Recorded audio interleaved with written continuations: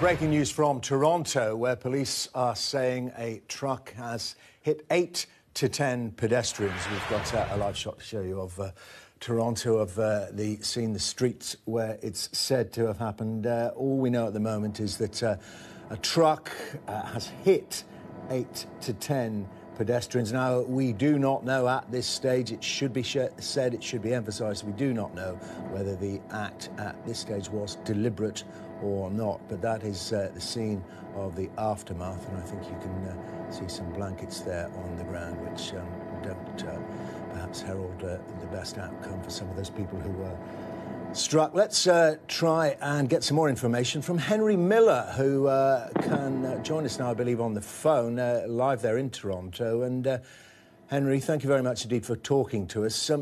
Can you tell me what you saw and what you are seeing? Oh, good afternoon. Hi. Yeah, the situation over here is pretty crazy. I'm up in one of the apartment buildings looking down at one of the major streets here in Toronto, Yonge Street, which is where the accident essentially has happened. What I saw was a white van speeding probably 60 to 70 miles per hour down this major road, swerving to what I would say fairly deliberately hitting pedestrians and swerving in and out of traffic before eventually careering off onto one of the other side streets and out of view. Right now, it's pretty crazy. There's a lot of police and fire engines and ambulances everywhere. They've closed off the major street, and I believe the subway has been shut down as well. I haven't left my apartment yet, just in concern of my own safety, essentially. But that's really what's happening here. Wow. So you believe you saw the entire incident, or certainly the majority of it. What made you look out the window? Did you hear anything, Henry, or you just happened to be in position? Yeah, so I heard a large amount of honking. It's actually a very sunny day in Toronto, so I had my balcony door open, and I heard a lot of car horns going off, and I just happened to step onto the balcony to see what was causing the trouble. And at this point, I saw a lady lying on the floor and the van driving off with people running around trying to help her.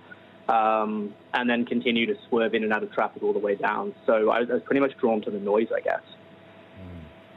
So how long did it all last? From the small piece that I saw, I would probably say only about 30 seconds, but I think it drove from quite a bit further up the street that I had no visible access to.